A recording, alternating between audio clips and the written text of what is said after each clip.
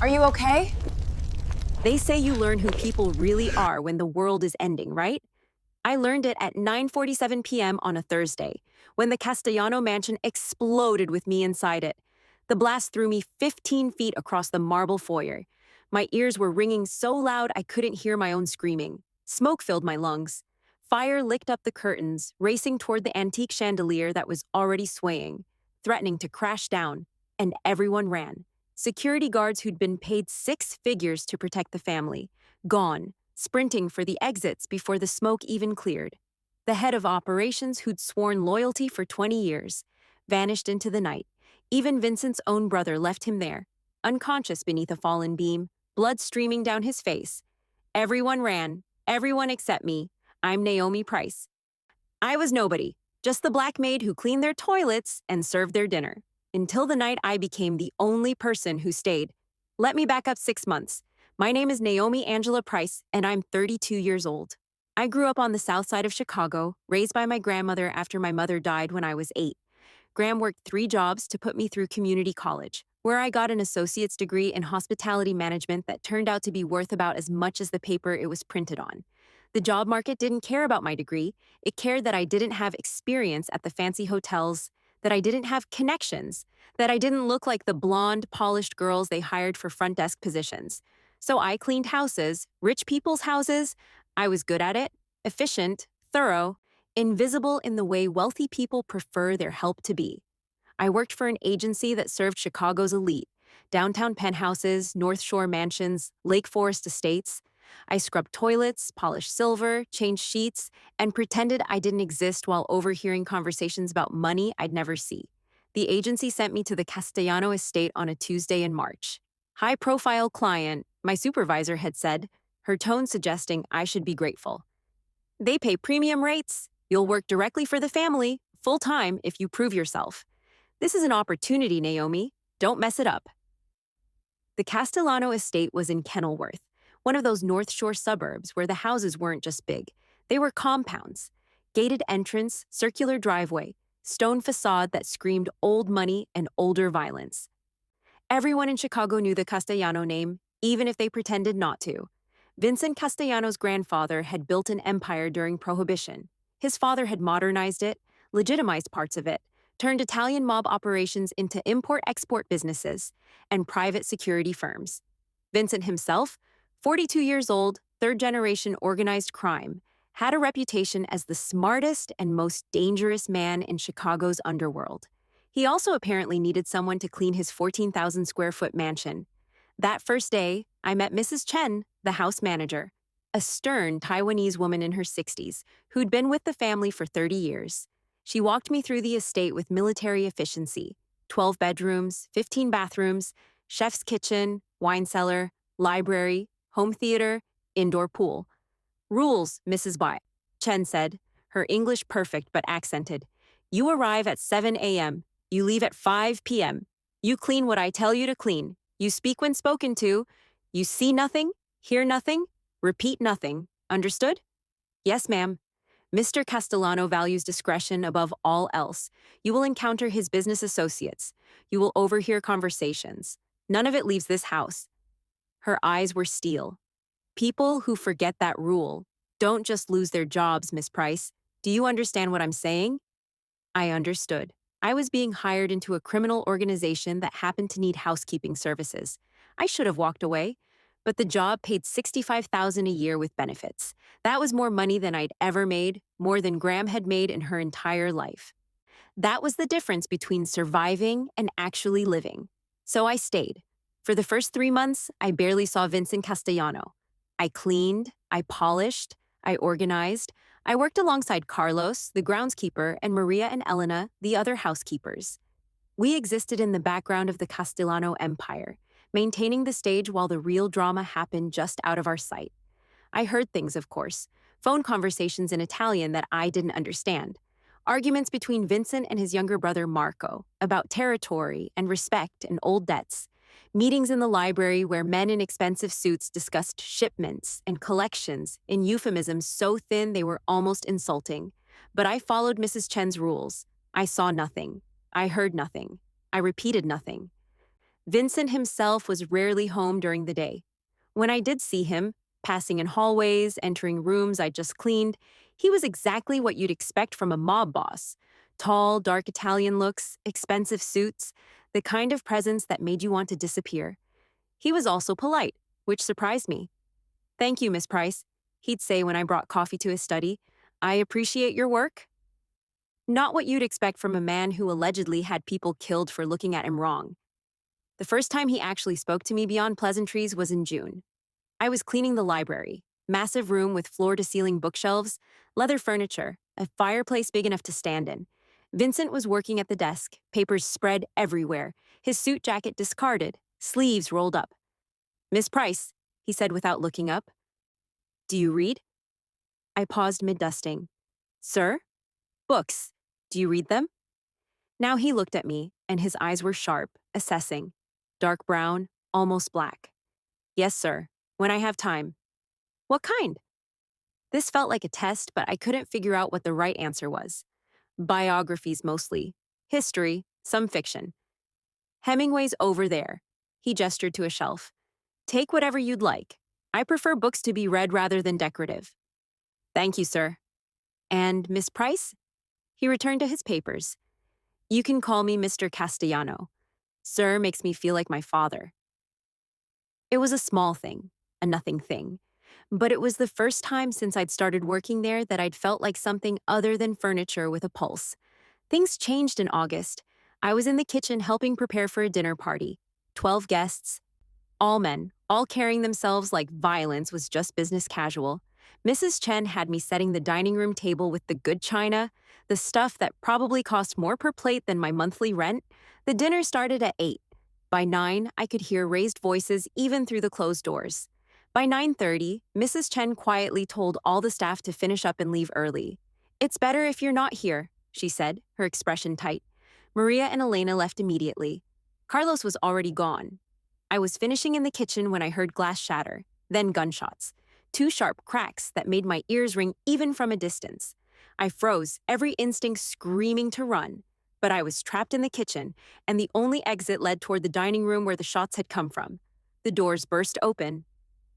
Marco Castellano, Vincent's brother, 38, handsome and reckless, stumbled through, blood spreading across his shoulder. "Car!" he gasped. "Need the car!"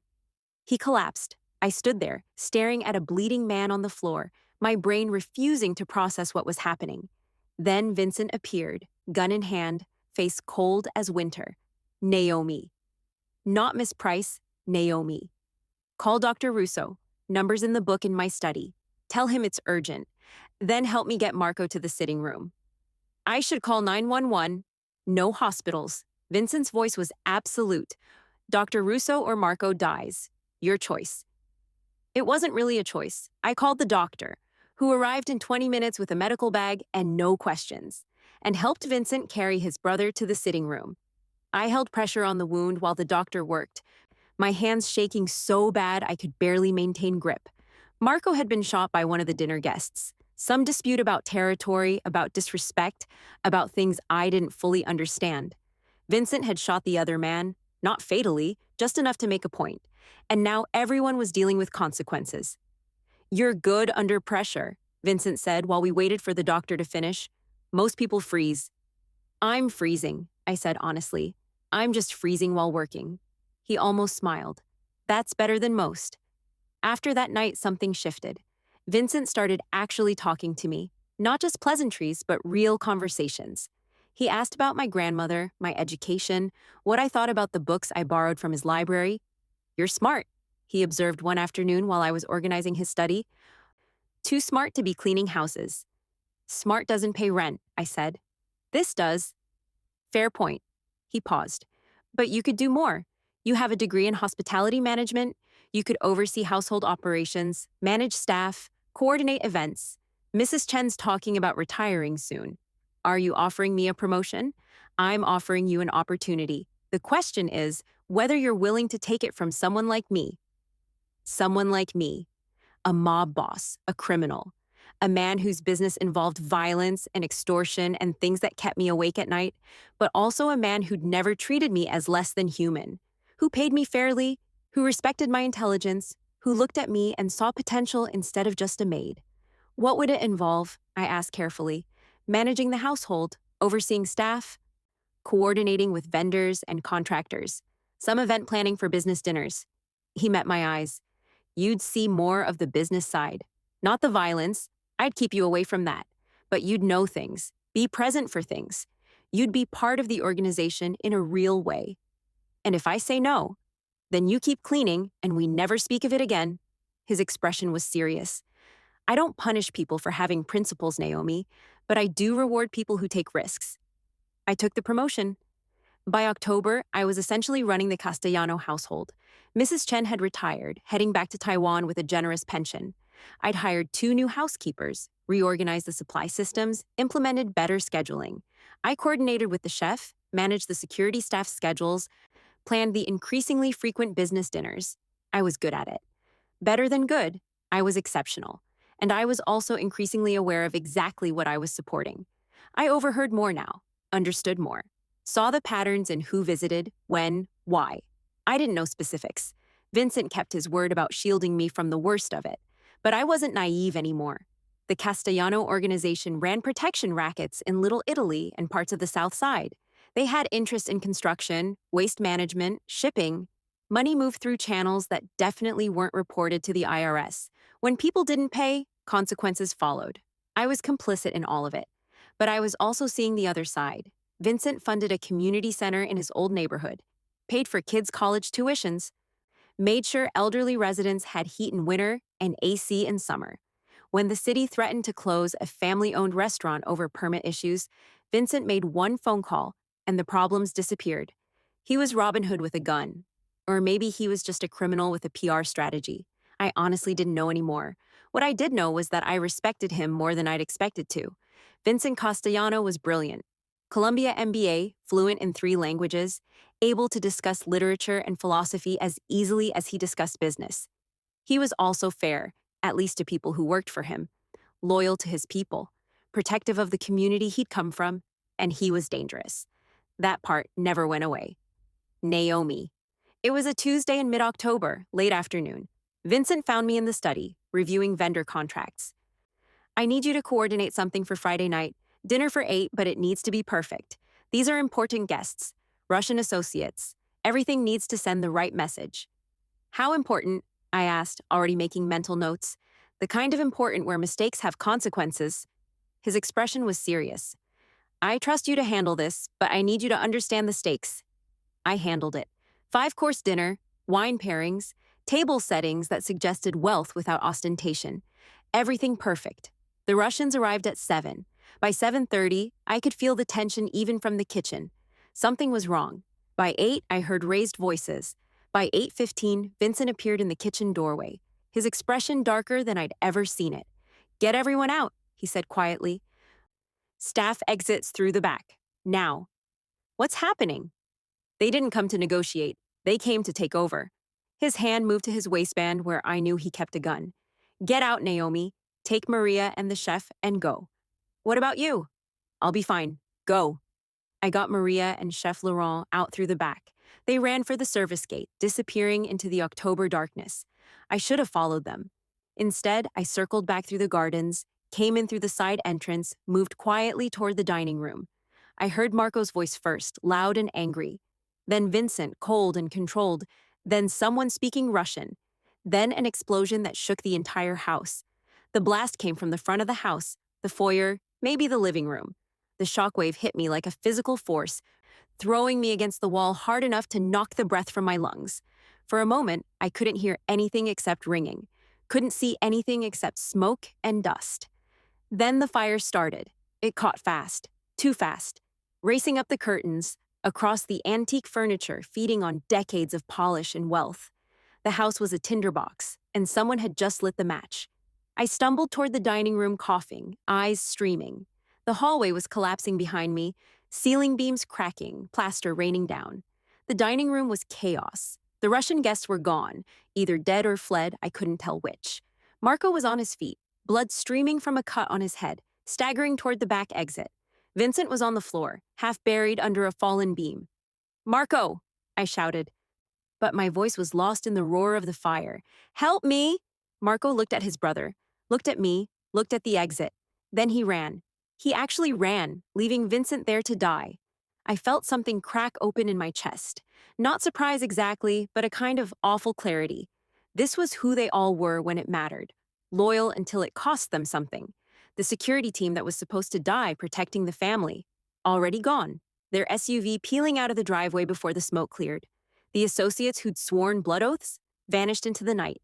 Even his own brother. Everyone ran. I moved toward Vincent, my body operating on some autopilot that bypassed my brain's screaming insistence that I should leave, should save myself, should prioritize my own survival over a mob boss who'd probably done terrible things. But he'd also been decent to me, had seen me as human when everyone else saw furniture, had given me opportunities when the world offered only closed doors. And he was dying. The beam across his chest was massive, solid oak, heavy as sin. Fire was creeping closer, eating through the Persian rug, reaching for his legs. Vincent! I grabbed his shoulder, shook him. His eyes fluttered open, unfocused. Naomi? His voice was weak, confused. Why, still here? Because I'm an idiot. I assessed the beam. Too heavy to lift, but maybe I could lever it. Can you breathe? Barely. I looked around frantically. The fire was getting closer. Heat so intense my skin felt like it was blistering. Smoke so thick I could barely see. A chair, heavy mahogany. I grabbed it, smashed it against the wall until one leg broke free. Jammed it under the beam. When I lift, you pull yourself out, I said. On 3. 1. Naomi, just go. 2. You don't owe me. 3. I threw all my weight against the chair leg, using it as a lever. The beam lifted maybe 3 inches. Not much, but enough. Vincent pulled himself out with a cry of pain. His ribs probably broken, his leg definitely injured. Can you walk? Can you shut up and get out of here? He tried to stand, collapsed immediately. The ceiling above us groaned. I looked up and saw the chandelier swaying, its support beams cracking. We had seconds. I got under Vincent's arm, took most of his weight, started dragging him toward the nearest exit. Every step was agony. He was easily 6 inches taller than me and built like he'd played college football. My legs screamed. My lungs burned. The smoke was so thick I couldn't see where I was going, just moved toward where I remembered the door being. Behind us, the chandelier fell with a crash that shook the floor. Leave me, Vincent gasped. Save yourself. Shut up. I kept moving. I didn't drag your ass this far to quit now. We made it to the garden door. I kicked it open, and we spilled out into the cold October night. I dragged Vincent across the lawn, away from the house, away from the fire that was consuming everything. We collapsed together on the grass, both coughing, both gasping for air that didn't taste like smoke and death. Vincent rolled onto his side, staring at me with an expression I couldn't read. You came back. Someone had to. Everyone else ran. I noticed.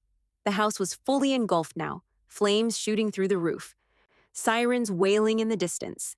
Fire trucks, police, probably FBI on their way because everyone knew who Vincent Castellano was. Why? Vincent asked, his voice rough. Why risk your life for mine? I didn't have a good answer. Or maybe I had too many answers and couldn't figure out which one was true. Because you saw me, I said finally. When everyone else in my life looked through me, you saw me. And maybe that shouldn't matter. Maybe I should be smart enough to separate gratitude from obligation, but I'm apparently not. I turned to look at him.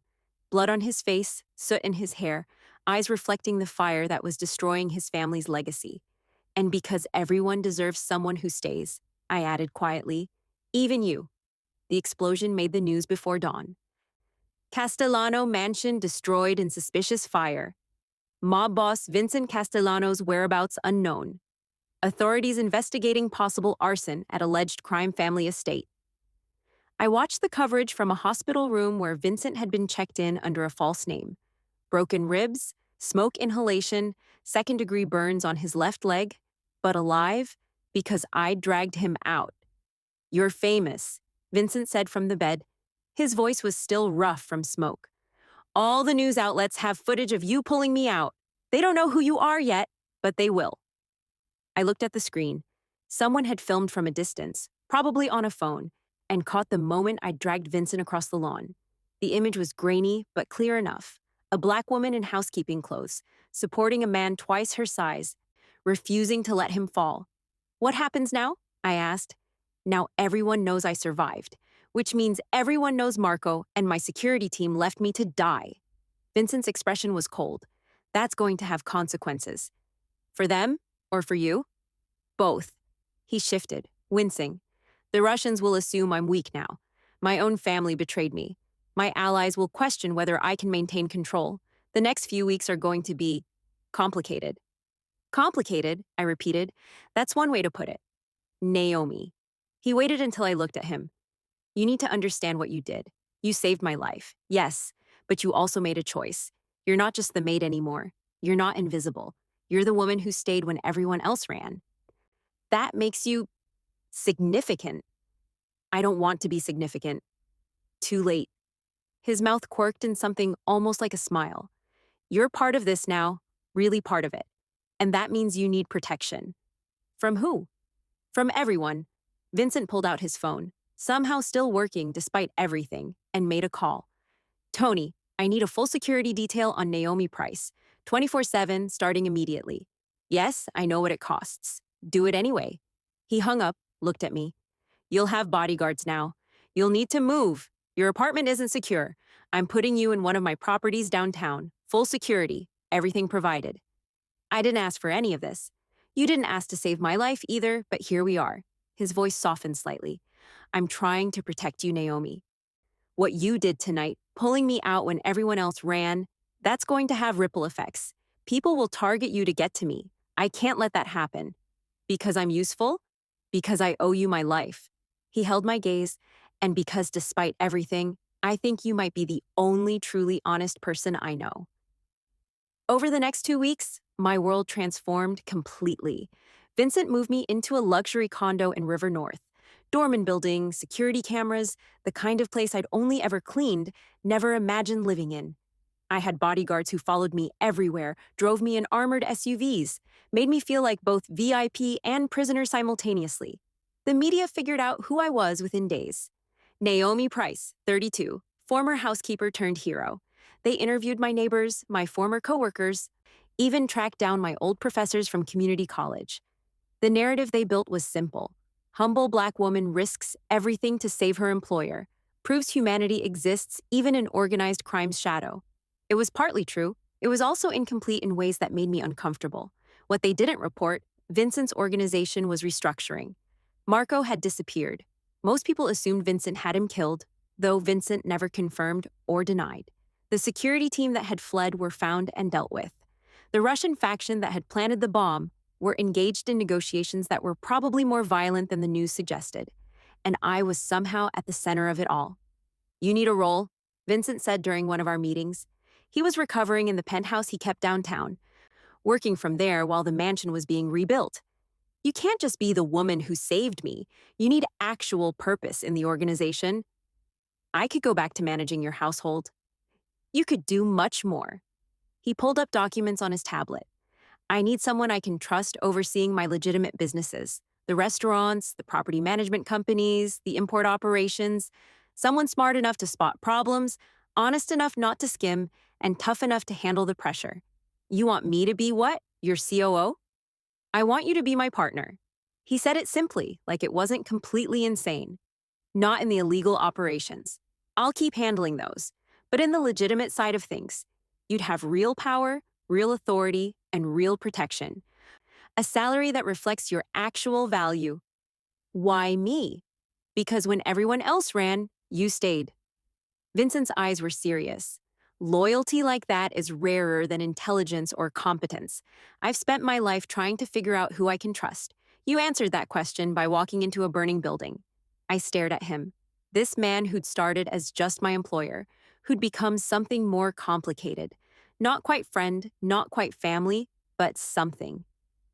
If I say yes, I said slowly, I'm choosing this life, fully. No pretending I'm just adjacent to it. Yes, I'll be complicit in everything you do, the good and the bad. Yes, and I'll probably end up compromising every value I thought I had. Possibly, Vincent leaned forward. but you'll also have power to do good, to help people who need it, to build something meaningful, to be more than what the world decided you were allowed to be. He wasn't wrong, and that was the problem.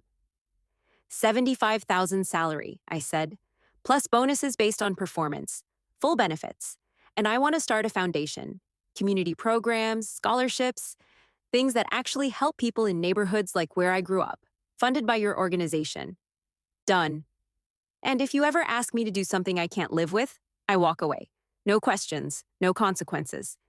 Agreed. Vincent extended his hand. Partners. I took it. His grip was firm, warm, careful of the burns that were still healing. Partners, I said. But you ever lie to me, ever manipulate me, ever treat me like I'm something you own, this ends. Understood? Understood. He smiled. You know, most people are afraid to threaten me. Most people didn't drag you out of a fire. I figure I've earned the right to be honest. You have. His expression turned serious. Thank you, Naomi, for staying, for seeing something in me worth saving. You're welcome, I paused. But for the record, I didn't save you because I think you're a good person. I saved you because everyone deserves someone who stays. Even complicated, dangerous people who've made questionable choices. I'll take it. 6 months later, I stood in the rebuilt Castellano mansion, overseeing the final touches on what would be the first official event since the fire. The house had been reconstructed with upgraded security, reinforced walls, bulletproof windows, safe rooms, the works. It was still beautiful, still elegant, but now it was also a fortress. Kind of like me. I'd changed in those 6 months. Learned to navigate Vincent's world with a confidence I'd never had before. Learned to read people, to spot lies, to understand the language of power that operated beneath polite conversation. I ran Vincent's legitimate businesses with ruthless efficiency, increased profits by 30% through better management and strategic expansion, started the foundation that was now funding after-school programs in 3 neighborhoods, built a team I could trust. And I did it all while maintaining the one thing that mattered most, my integrity. I drew lines, refused to participate in anything explicitly illegal, made it clear that my involvement had boundaries. Vincent respected that, maybe because so few people ever challenged him. It looks good, Vincent said, coming up beside me. He'd recovered fully from the fire, though he still carried a slight limp when he was tired. You've done incredible work. We've done incredible work, I corrected. This was collaborative. You're being modest. I'm being accurate. I turned to face him. You gave me opportunities. I made something of them. But neither of us did this alone. Vincent studied me with that assessing gaze I'd come to recognize. You know what the interesting thing is? 6 months ago, you were invisible. Now you're one of the most respected people in my organization. People listen when you speak. They respect your authority. They're loyal to you, not just to me through you. Is that a problem? It's fascinating. He smiled slightly. You've built power without violence, without threats, just by being consistently competent and genuinely fair. That's rarer than you think. Maybe that says more about your world than about me. Maybe it does. The doorbell rang. Guests arriving for tonight's dinner. This time, it was legitimate business associates. No Russians with bombs, no betrayals waiting in the wings. Just a normal evening in an abnormal life. As I moved to greet the guests, Vincent caught my arm gently. Naomi. Yeah? Thank you for staying, for building this with me, for being the kind of person who walks into fires when everyone else runs. I smiled. Someone has to be. But it didn't have to be you. Maybe not. I shrugged. But I'm glad it was. 1 year later, the news article came out on the anniversary of the fire. 1 year later, how Naomi Price transformed Chicago's most notorious crime family. The reporter had done her homework. Documented how the Castellano organization had shifted under my influence. More legitimate operations, more community investment, less visible violence. It's like she humanized him. One anonymous source said, Vincent Castellano is still dangerous. Don't get that confused. But he's also building things now instead of just taking. And that's because of her. I read the article in my office, my actual office with my name on the door, and felt a complicated mix of pride and discomfort. Had I changed Vincent? Or had I just given him cover to be slightly less terrible while still profiting from crime? I honestly didn't know. What I did know, the foundation we'd built had put 50 kids through college. The community centers were thriving. The small businesses Vincent had historically extorted were now being legitimately supported. Was it enough to balance the rest? Probably not, but it was more than nothing. You look thoughtful. Vincent entered without knocking, coffee in hand, my preferred order, which he'd memorized months ago. Just reflecting on on how I ended up here, how the night I should have died became the night that changed everything. Vincent sat across from me, his expression serious. Do you regret it? Staying? I considered the question honestly. Sometimes, when I think about who I was a year ago, what I believed, what I thought I'd never compromise on, that person would be horrified by who I am now. And, and I can't bring myself to regret it. I met his eyes. I've done more good in this past year than in my entire life before it. I've helped people, built things, created opportunities. Yes, it's complicated by how it's funded. Yes, I'm complicit in ways that make me uncomfortable, but the impact is real. That's very pragmatic of you. I learned from the best. Vincent smiled. You know what I think? I think that night in the fire, we both got saved. You pulled me out of the building, but you also pulled me toward something better, made me want to be the kind of person worth saving.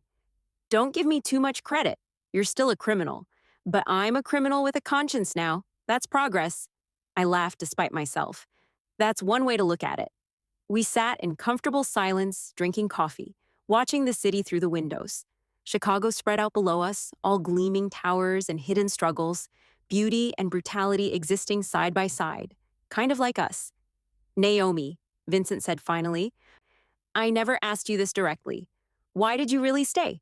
That night in the fire. You could have run like everyone else. Should have run. Why didn't you? I thought about all the reasons I'd given myself over the past year. Gratitude, obligation, principle, stubbornness. But underneath all of it was something simpler. Because I knew what it felt like to be left, I said quietly, my mom died when I was 8. My dad was never around. I grew up feeling invisible, like I didn't matter to anyone except Graham. Like the world would keep spinning if I just disappeared. I looked at Vincent. That night, I saw you on the floor, everyone running, and I realized you felt the same way. This powerful, dangerous man who everyone feared, and no one stayed. Your own brother left you, and you couldn't leave someone who felt that way. I couldn't be another person who ran, I shrugged. Maybe that makes me stupid or codependent or naive, but it felt right. It still feels right. Vincent was quiet for a long moment. Then, you know you saved my life in more ways than one, right? How do you figure? Because if you'd run, if everyone had left me there, and I'd somehow survived, I would have become something worse. More violent, more ruthless, more isolated. I would have burned the world down out of spite. He set down his coffee, his expression more vulnerable than I'd seen since the hospital. But you stayed. And that changed the equation, made me think that maybe not everyone was selfish, maybe loyalty still existed. Maybe I could build something instead of just taking. So you're saying I'm your redemption arc? I'm saying you're my partner, in every sense that matters. We looked at each other across the desk, and I felt the weight of everything we'd built together. The businesses, the foundation, the strange family we'd created from ashes and loyalty. It wasn't perfect. It wasn't uncomplicated. But it was real. Same, I said. Partners? Even though I'm a criminal? Even though you're a criminal who pays me very well and lets me run a foundation that actually helps people. Vincent laughed. That's the most honest thing anyone's ever said to me. I learned a long time ago that you value honesty. I do.